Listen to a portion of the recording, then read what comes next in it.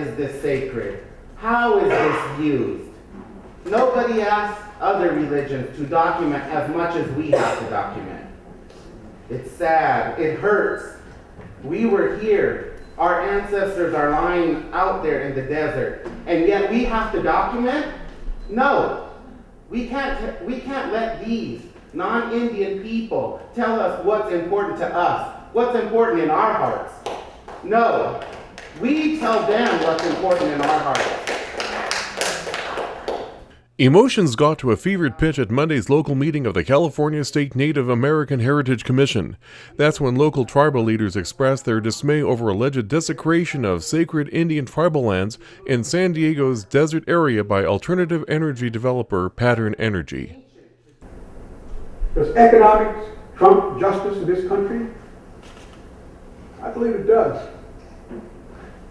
And that profoundly saddens me. I cannot understand, we cannot understand, how federal and state institutions who have trusted fiduciary responsibilities to Native Americans allow the utter destruction of arguably the richest cultural resource in our country in Ocotillo Valley. How the laws and policies have been passed so that this kind of utter destruction cannot happen. More importantly, what can we do together so that this cannot happen again?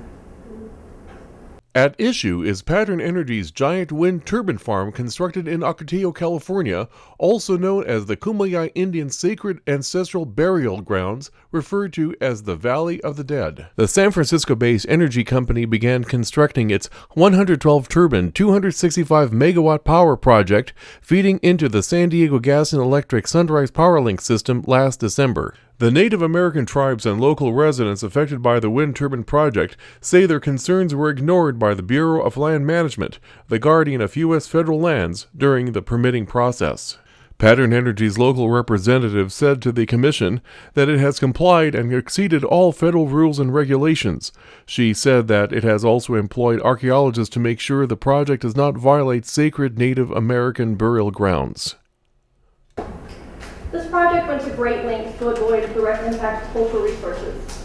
After pre-construction surveys, we eliminated 38 turbines to avoid direct impacts to cultural resources, and we redesigned the project to be at least 650 feet away from any known cremation sites. During the permitting process, the concerns were expressed to us about the view sheds from Spokane Geoglyph to the Coyote Mountains. At that point, we chose to eliminate an additional 43 turbines to protect the view shed from the Spokane Geoglyph towards Coyote Mountains, plus another view shed from another small geoglyph towards Mount Signal. During the permitting of this process, we also conducted a buried site sensitivity analysis, which determined that the project area was a low risk for buried archaeological sites. We dug 208 test pits at 51 turbine locations, and nothing was found in any of those test pits subsurface other than one quartz lake and one turbine site. We had Native American monitors present every day during ground disturbing activities during construction. We did find some inadvertent discoveries, and we implemented our inadvertent discovery plan, which is part of the MOA, and relocated an additional 37 turbines and project facilities. Several Native American tribes also testified that it wants the wind turbines to be dismantled due to environmental concerns. They agreed that future alternative energy projects being developed on tribal lands must include more active participation in the projects and better communication. There also has to be that mutual respect between not only Native American aspects, but stakeholders in the community. You heard from people from Ocotillo here today. So I think that part has to really resonate and come up to any other solar projects that are going on. Don't overlook the cultural sites, don't overlook the people in the communities that you're coming in to do business in. I mean, we have to make sure that their voice is being heard. As far as this project, I think you heard it straight from the elders, from different people in the tribal communities. They're conducting cremations. Cremations are still being done. So we have to make sure that mutual respect is there. So when burial sites are found, cremations or bones, that it's the Indian people that are actually touching those remains and putting them back into the dirt. So there's still a lot of things that have to happen. And this is just the tipping of the iceberg. When you have DRECP coming forward, you have all these different renewable projects coming forward.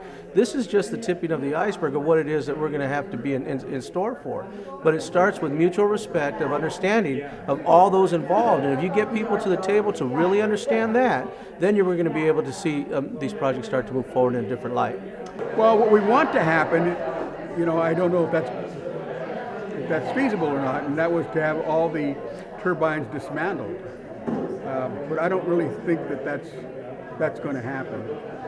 But I think the most important thing is how can we all really work together in looking at all the flaws and how this came to be. How can a sacred site like this be trampled on so much when, like in my testimony, when there's laws, there's policies, there's state and federal government institutions that were actually set up with fiduciary responsibility to protect our sacred sites, and it didn't happen. East County Magazine sought a direct statement from Pattern Energy regarding the Ocotillo tribe's allegations made at the hearing, but did not receive a response. In downtown San Diego, I'm Paul Cruz, East County Magazine.